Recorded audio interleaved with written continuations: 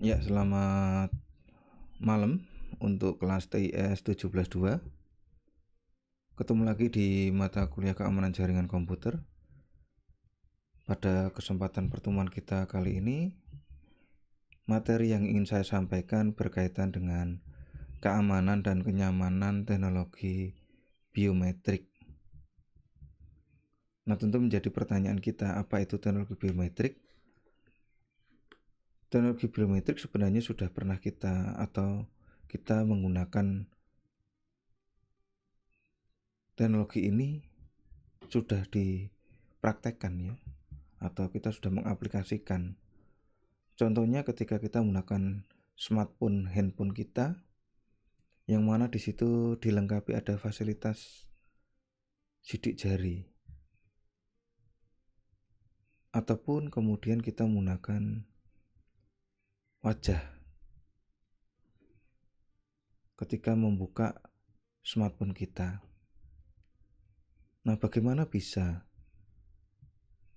dengan sidik jari maupun dengan wajah kita bisa kemudian membuka handphone yang kita miliki?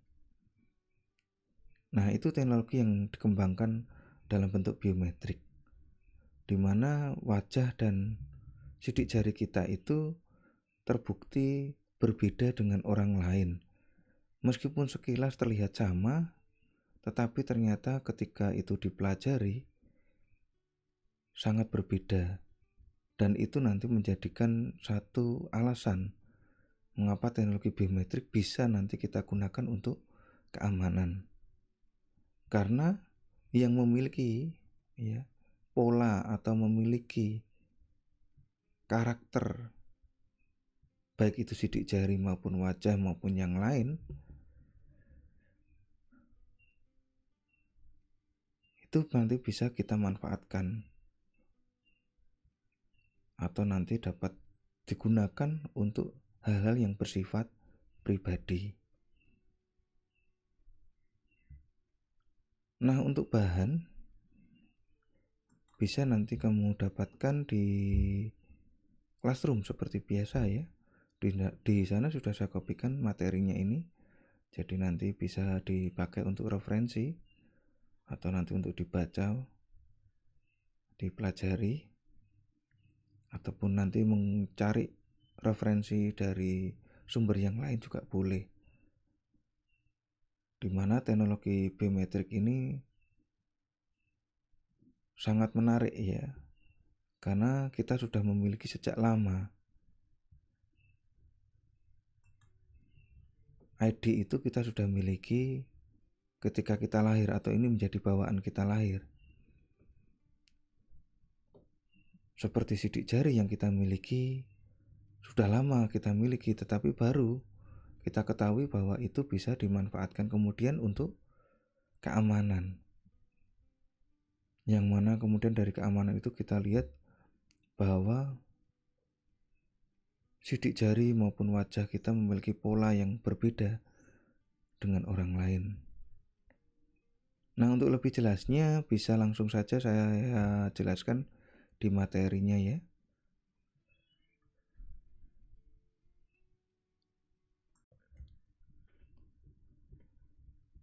Keamanan menggunakan teknologi biometrik.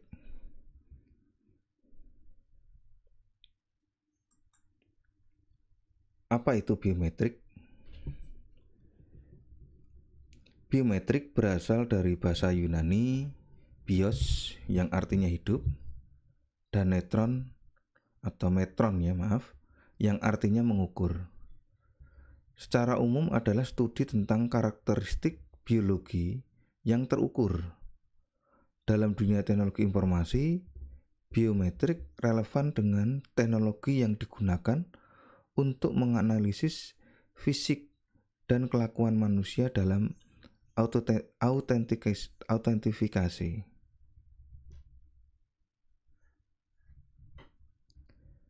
Karakteristik manusia yang menyusun identitas seseorang seperti fitur wajah, mata, dan bahkan detak jantung. Semua ini bisa dipakai untuk menentukan identitas.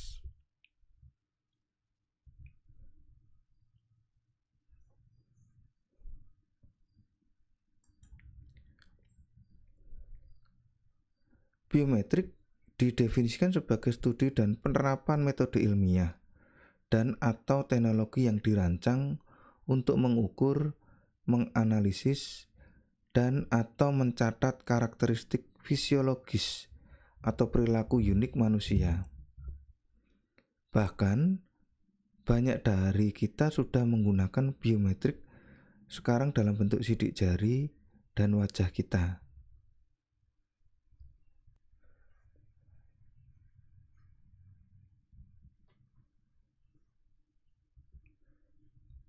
Biometrik memanfaatkan karakteristik manusia yang unik dari satu orang ke orang lain. Diri kita sendiri menjadi sarana identifikasi atau autentikasi daripada harus memasukkan kata sandi atau kode PIN.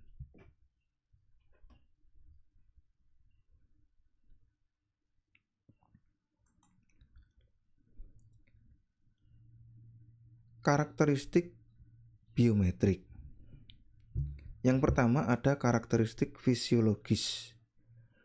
Yang digunakan dalam biometrik adalah berhubungan dengan bentuk dan atau komposisi tubuh. Beberapa contoh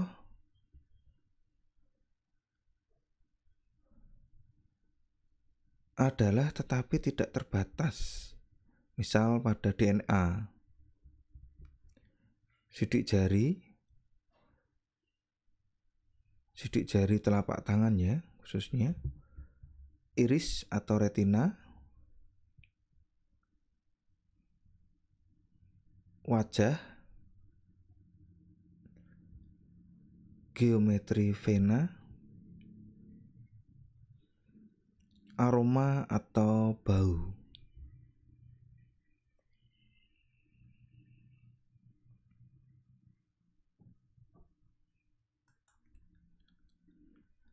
Karakteristik biometrik yang berikutnya yaitu karakteristik perilaku.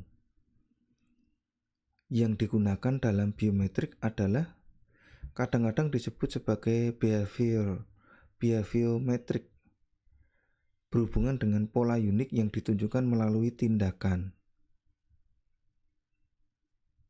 Beberapa contoh adalah tetapi tidak terbatas ya.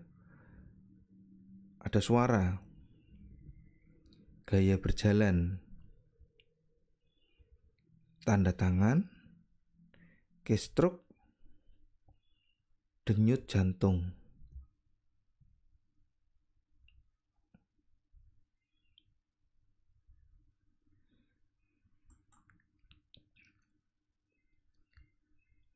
Faktor yang menentukan karakteristik dari biometrik. Yang pertama ada universal. Setiap individu harus memiliki.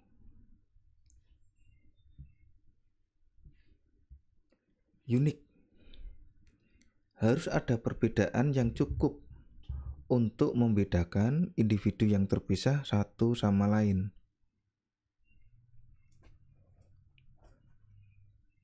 Permanen.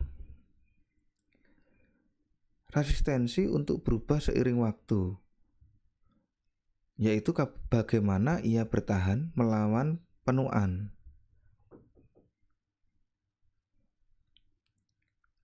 Kolektibilitas. Kemudahan memperoleh dan mengukur.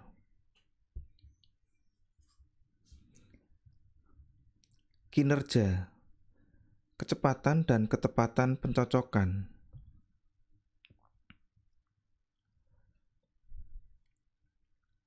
Pengelakan. Tingkat kesulitan bisa dipalsukan atau ditiru.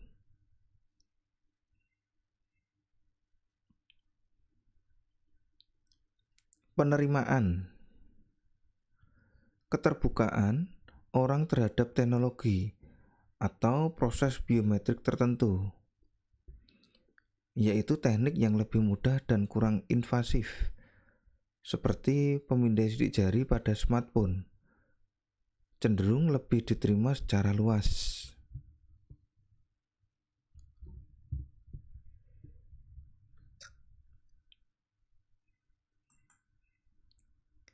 Kemudian tipe dari biometrik.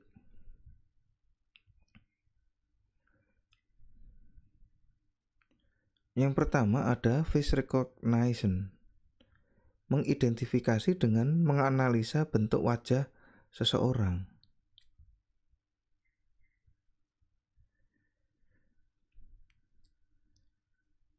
DNA matching, identifikasi dengan menganalisa segmen dari DNA.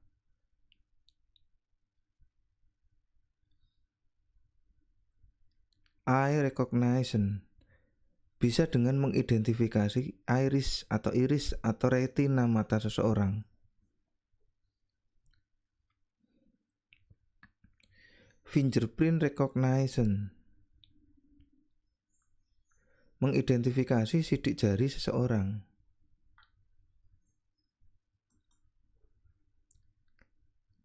Selanjutnya ada vein recognition, mengidentifikasi berdasarkan garis tangan yang ada pada seseorang.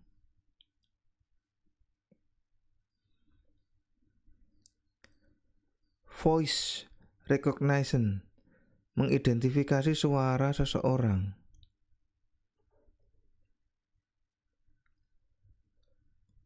Typing recognition, mengidentifikasi dengan menganalisa cara unik seseorang mengetik untuk memverifikasi identitas.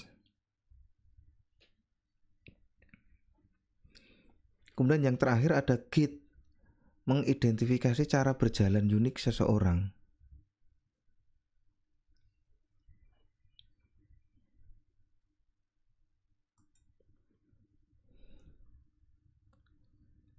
Identifikasi biometrik dengan autentikasi atau verifikasi.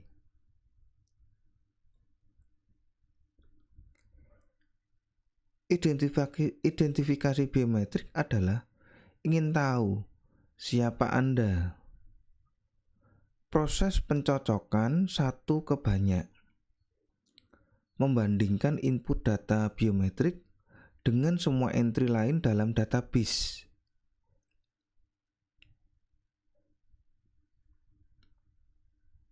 Misalnya, sidik jari yang tidak dikenal yang ditemukan di TKP akan diproses untuk mengidentifikasi siapa pemiliknya.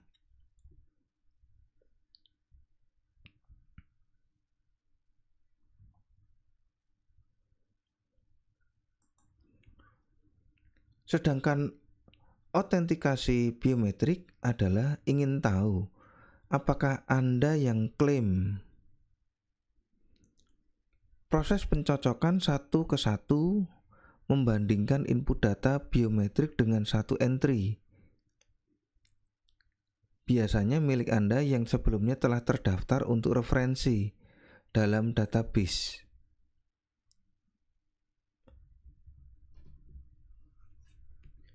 Misalnya saat menggunakan pemindai sidik jari untuk membuka kunci ponsel cerdas Anda. Ini akan memeriksa untuk memastikan bahwa Anda memang pemilik resmi perangkat.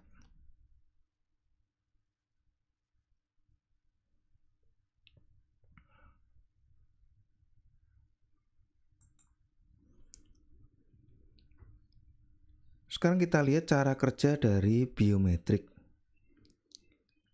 Setelah sampel biometrik ditangkap sensor, informasi menjalani analisis dengan algoritma komputer. Algoritma diprogram untuk mengidentifikasi dan mengekstraksi aspek dan atau pola karakteristik tertentu. Misalnya ridge dan lembah sidik jari, jaringan pembuluh darah di retina, tanda kompleks iris, nada dan gaya irama suara, dan lain-lain. Biasanya mengkonversi data ke format template digital.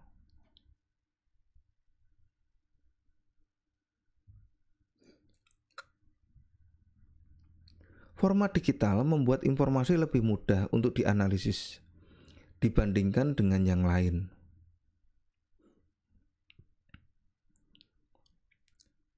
Praktik keamanan yang baik akan melibatkan enkripsi dan penyimpanan aman semua data digital atau template.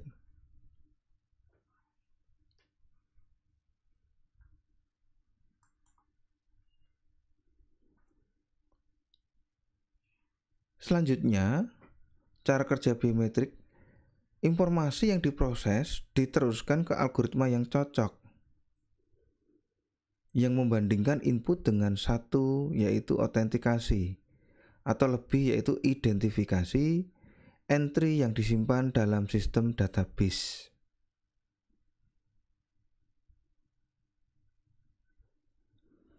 Pencocokan melibatkan proses penilaian yang menghitung derajat kesamaan, kesalahan, misalnya ketidaksempurnaan dari proses pengumpulan.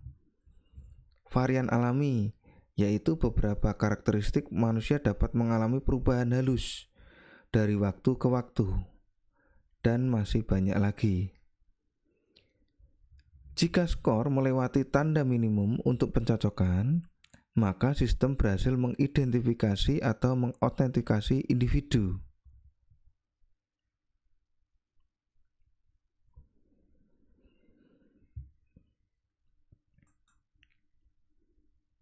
Dalam grafik kita melihat cara kerja dari biometrik ini. Semisal ini menggunakan sidik jari. Sidik jari ketika diidentifikasi akan muncul ada pattern ya, semacam pattern. Jadi ada pola garis.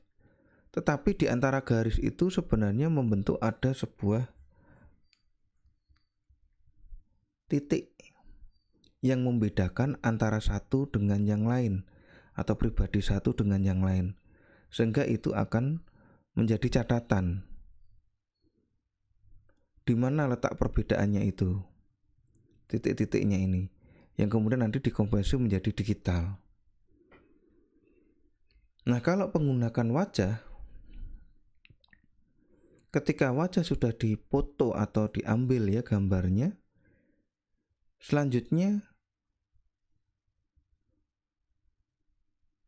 dianalisa, dicari polanya dari wajah itu atau diekstrak. Nah, ketika sudah ketemu polanya, nanti akan coba dibandingkan dengan database wajah yang sudah pernah tersimpan sebelumnya. Apakah ada yang cocok atau tidak, atau apakah ada yang sama atau tidak. Nah, kalau nanti ada salah satu yang sudah ketemu, berarti di sini wajah ini dianggap valid atau pengguna yang sebenarnya atau diperbolehkan mengakses sistemnya. Jadi seperti itu kurang lebihnya dari cara kerja biometrik, baik menggunakan sidik jari maupun menggunakan wajah. Tahapan dari prosesnya tentunya akan membaca tanda-tanda yang dimiliki oleh individu, kemudian nanti hasilnya itu nanti akan coba dibandingkan dengan data yang sudah pernah dimiliki sebelumnya. Kalau nanti ada yang cocok ataupun tidak ya, itu akan menentukan apakah kemudian bisa masuk ke sistem atau tidak. Jadi biometrik sebagai awalnya untuk memastikan pengguna atau pribadi atau individu ini sudah terdaftar atau belum.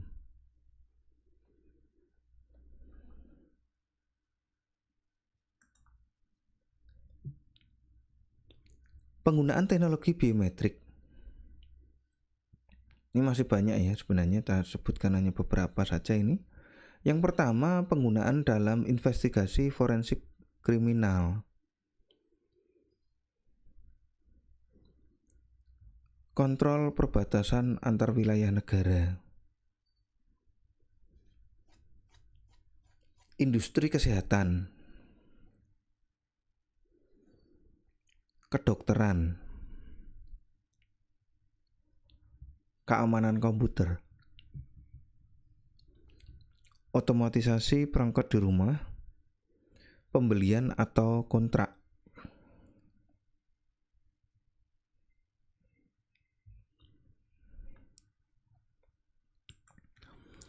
Oke, kita lihat dulu investigasi forensik kriminal. Bagaimana penggunaan biometrik itu? Penegakan hukum biometrik mengacu pada aplikasi sistem biometrik yang mendukung lembaga penegak hukum.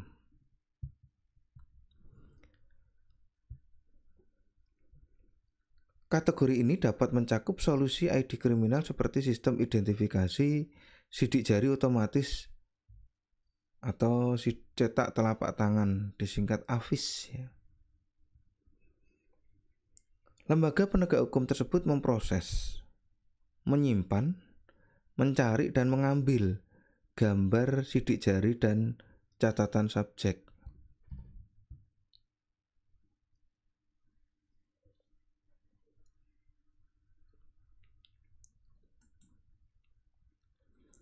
Masih pada investigasi forensik kriminal, lembaga penegak hukum secara teratur mengumpulkan sidik jari, sampel DNA, baik itu rambut, darah, air liur, dan lain-lain.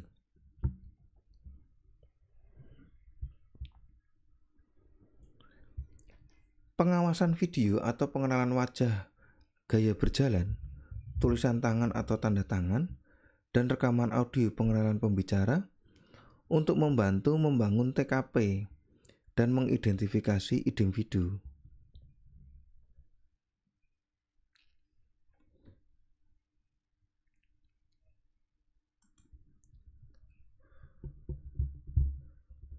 Penggunaan biometrik yang lain pada kontrol perbatasan negara.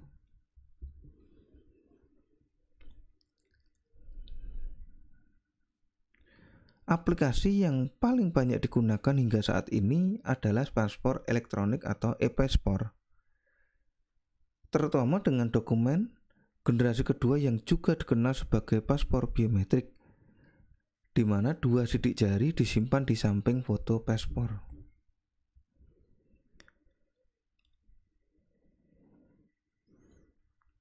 Biometrik memberikan bukti tak terbantahkan yang saling berkaitan antara dokumen dan pemegangnya.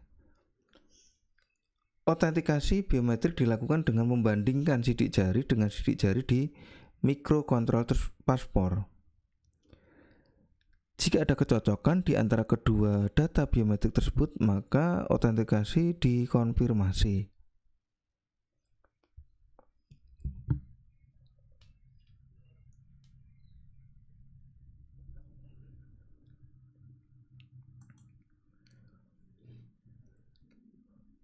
Jika diperlukan, identifikasi dilakukan dengan data biografi dalam chip dan dicetak.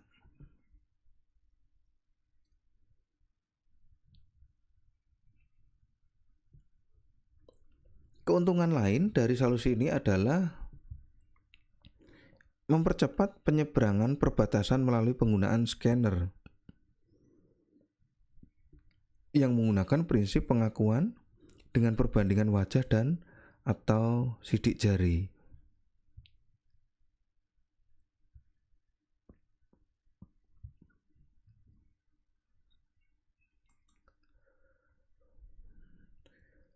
Pemindai sidik jari dan kamera di pos perbatasan menangkap informasi yang membantu mengidentifikasi pelancong yang memasuki negara tersebut dengan cara yang lebih tepat dan dapat diandalkan.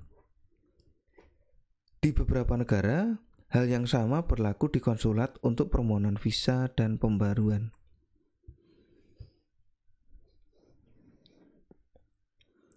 Pemerolehan data membutuhkan peralatan yang dapat diandalkan untuk memastikan pengambilan foto dan sidik jari yang optimal. Hal ini penting untuk ketepatan selama perbandingan dan verifikasi.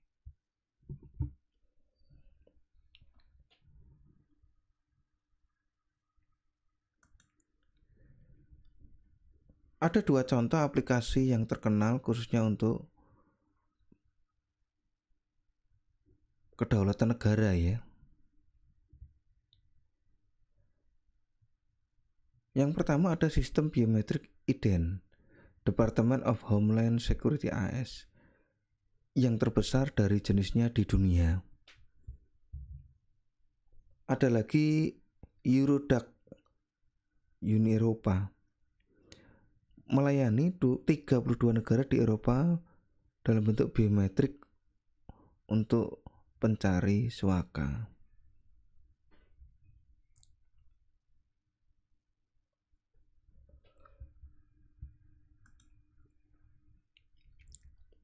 Industri kesehatan.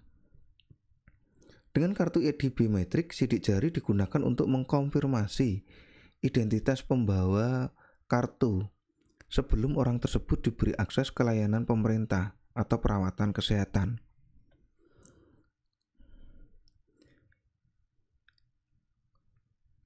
Kartu asuransi atau kartu asuransi kesehatan digunakan di rumah sakit, apotek, dan klinik untuk memeriksa hak keamanan sosial sambil melindungi kerahasiaan data pribadi. Pemeriksaan dilakukan menggunakan terminal dengan sensor sidik jari.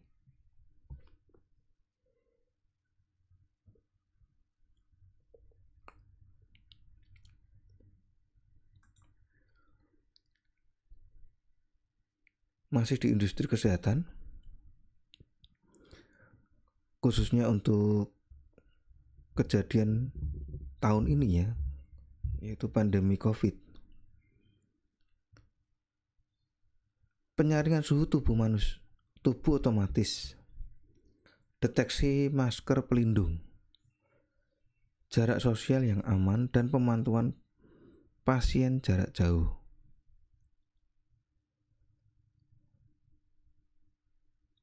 Untuk meningkatkan keselamatan publik dan pemantauan pasien di rumah sakit, menyediakan model pra-terlatih yang mencakup dukungan untuk penglihatan, bicara, dan pemrosesan bahasa alami.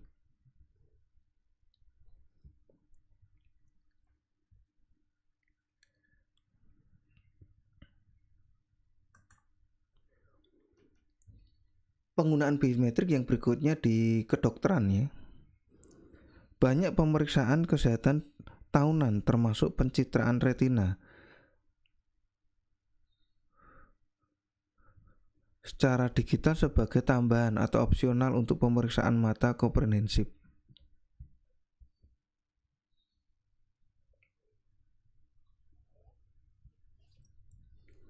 Foto-foto bagian dalam mata membantu dokter memeriksa penyakit atau kondisi mata. Ada juga tes genetik yang digunakan oleh dokter untuk membantu individu menentukan risiko dan prospek pengembangan penyakit atau kondisi keturunan.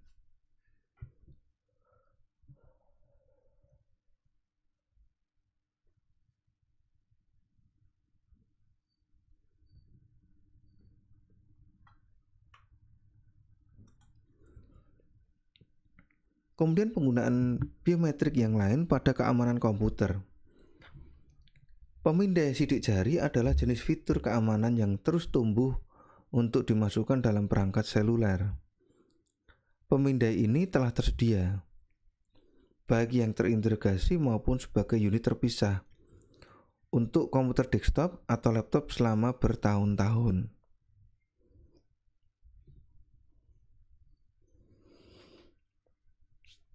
Pengenalan wajah ditemukan di smartphone seperti Apple iPhone X dengan Face ID atau Android apapun menggunakan Google Smart Lock. Melakukan tindakan keamanan, biasanya membuka kunci baik sebagai pengganti atau sebagai tambahan pemindai sidik jari.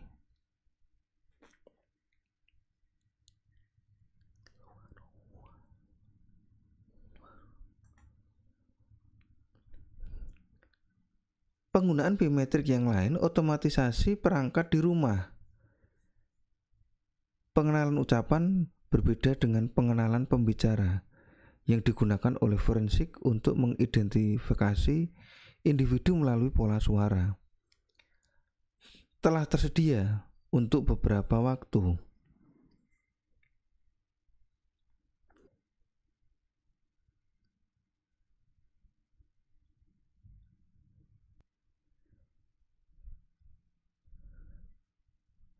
Ini sebagian besar diterapkan untuk pengenalan kata seperti ucapan ketek, terjemahan bahasa, dan kontrol perangkat. Percakapan dengan Siri Apple, Amazon Alexa, Google No Android, dan atau Microsoft Cortana. Contoh penggunaan pengenalan suara. Banyak perangkat smart home juga dapat diotomatisasi melalui aktivasi suara.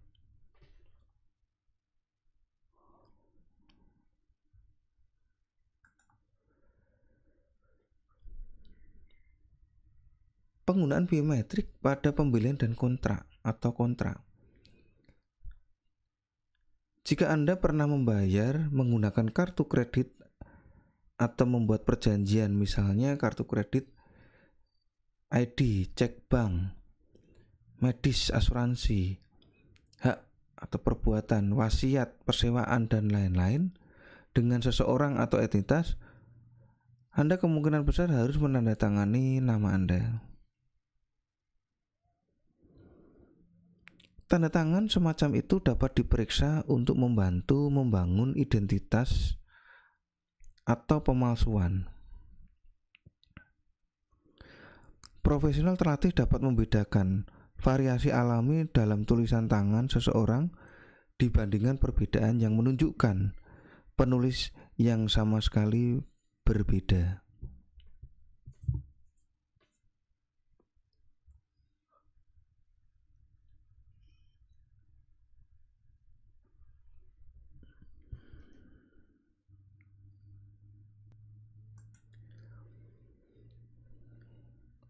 Tantangan keamanan biometrik.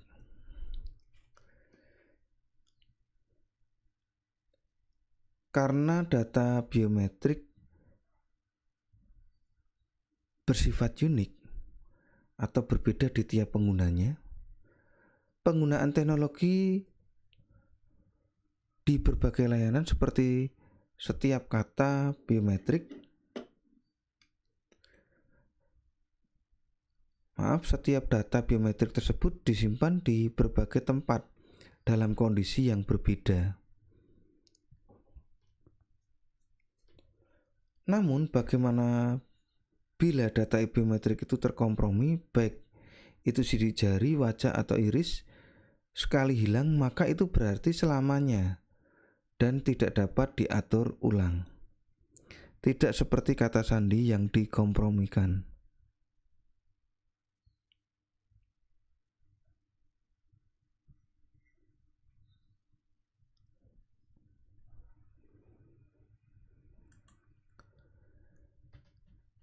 Tantangan keamanan biometrik yang lain.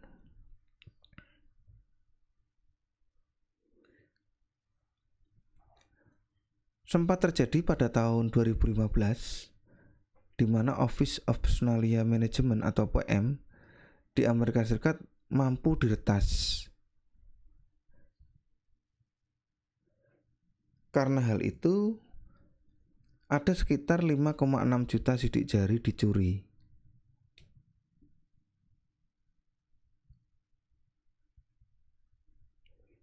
Baru-baru ini terdapat lebih dari 1 juta sidik jari ditemukan pada basis data yang dapat diakses publik yang digunakan oleh polisi metropolitan Inggris, kontraktor pertahanan, dan bank.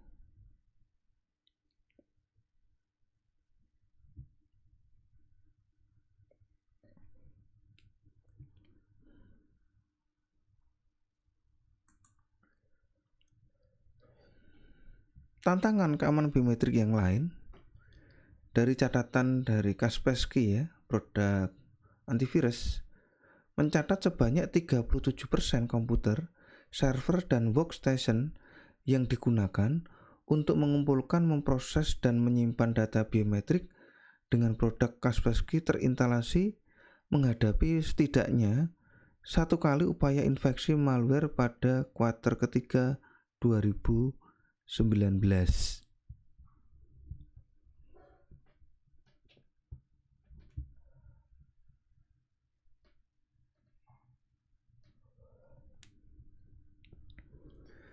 Secara keseluruhan, sejumlah besar sampel malware konvensional telah diblokir, termasuk Trojan Access, jarak jauh modern 5,4%, malware yang digunakan dalam serangan phishing 5,1%, ransomware 1,9%, dan Truhan Banking 1,5%.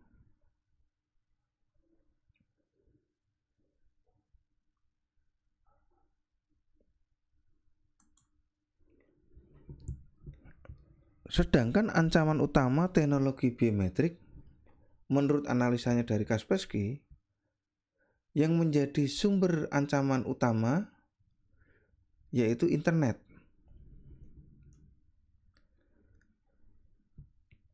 Internet nanti akan menjadi sumber utama ancaman untuk sistem pemrosesan data biometrik.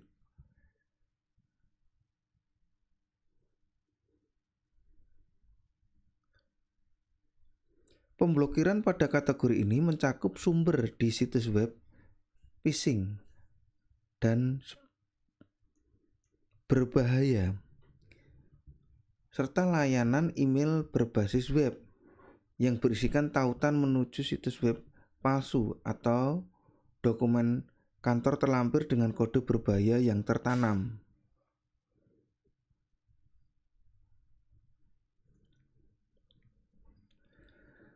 Setelah menginfeksi komputer, bom biasanya akan mengunduh spyware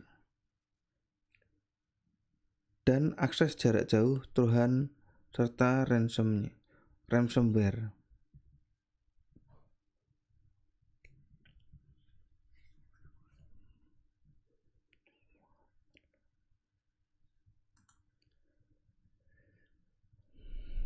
Kenyamanan teknologi biometrik. Saat ini pendaftaran SIM card dengan KTP dan nomor KK tidak terlalu efektif karena banyak sekali dipalsukan, sehingga perlu dicari metode yang efektif dan lebih sulit dipalsukan.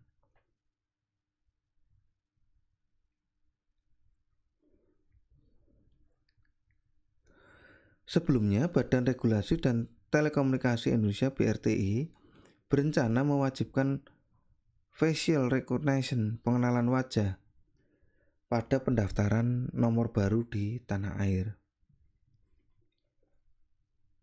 Sejumlah pihak menolak data biometrik dijadikan sebagai syarat penggunaan kartu SIM, yang salah satunya karena negara bisa dianggap memata-matai warganya.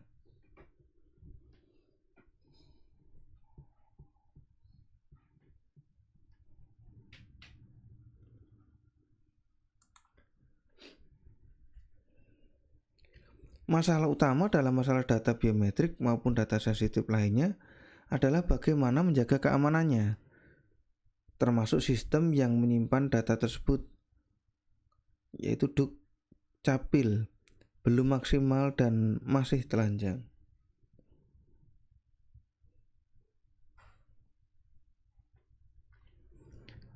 Data Dukcapil selain mengandung nomor kartu keluarga atau KK dan nomor KTP elektronik, juga mengandung data biometrik yaitu sidik jari.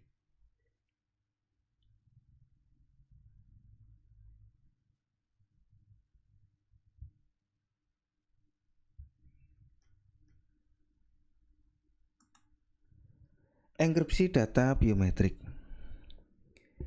Ketika seseorang mendaftarkan kartunya, maka harus diverifikasi ke provider telekomunikasi, misalnya Telkomsel atau Indosat. Seharusnya biometrik hanya dimiliki oleh pemerintah, sementara data ke provider hanya numpang lewat karena wajib dienkripsi.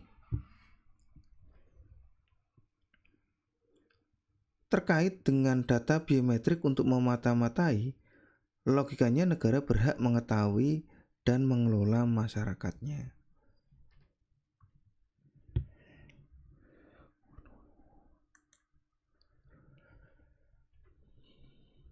Metode enkripsi data biometrik. Pemerintah bisa meniru apa yang dilakukan oleh produsen perangkat raksasa dalam mengumpulkan data biometrik. Sebut saja ponsel Samsung, Xiaomi, iPhone, atau yang lainnya.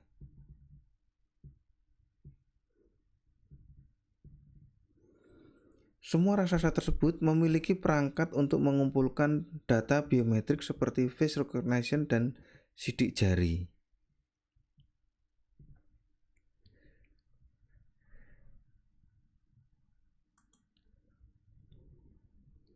Misalnya, fingerprint saya ada di Samsung, Xiaomi, iPhone.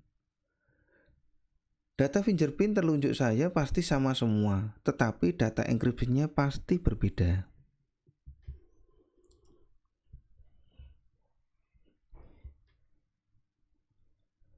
Data enkripsi yang disimpan di masing-masing ponsel pasti berbeda karena data enkripsinya tidak sama, meskipun sidik jarinya atau facial recognition-nya hanya satu.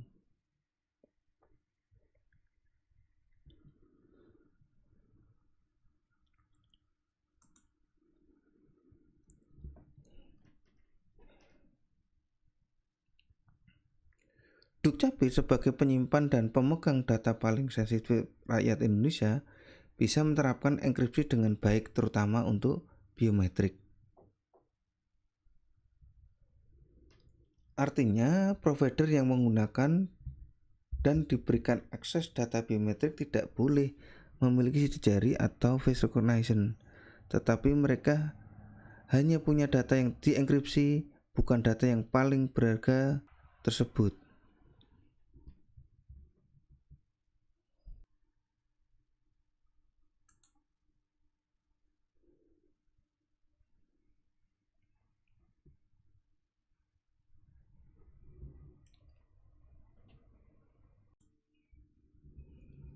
Nah, itu tadi kita sudah lihat bahwa dalam teknologi biometrik, selain ada kelebihan-kelebihan yang nanti kita akan bisa dapatkan ketika menggunakan teknologi tersebut, masih banyak PR atau masih banyak kendala atau masih banyak masalah, khususnya ketika data-data yang ada kaitannya dengan ID kita, khususnya biometrik, itu bisa diakses orang lain, sehingga pada akhirnya kalau memang itu dipersalahgunakan, itu bisa nanti menjadi masalah di kemudian hari. Nah, menjadi tugas kita bersama bagaimana kemudian kita bisa melindungi ya data pribadi kita, ya khususnya kalau di sini yang mempunyai kepentingan ya kebijakan, khususnya pemerintah ketika membuat aturan, karena ini kaitannya dengan data-data nasional ya, penduduk secara nasional, wajib bahwa data-data pribadi kita seperti data biometrik itu dilindungi atau tadi disebutkan dienkripsi. Ya, jadi ini menjadi tugas pertama dari pemerintah dulu dalam kebijakannya. Tapi kita juga tidak kemudian ketika menciptakan atau menggunakan teknologi biometrik ini untuk membuat aplikasi melupakan keamanan dalam hal penggunaan teknologi biometrik ini. Oke, untuk mahasiswa yang pada kesempatan malam hari ini sudah mengikuti perkuliahan ini sampai usai ya, dan juga ikut berkomentar baik itu di Siakat maupun di chat YouTube, saya ucapkan terima kasih sekali lagi. Semoga pertemuan pada malam hari ini ada manfaatnya. Tetap semangat belajar, jaga kesehatan, jaga diri, keluarga, dan lingkungan. Semoga kita dapat bertemu kembali di kesempatan yang lebih baik. Amin. Terima kasih, saya tutup pertemuan kita pada kesempatan malam hari ini. Assalamualaikum warahmatullahi wabarakatuh.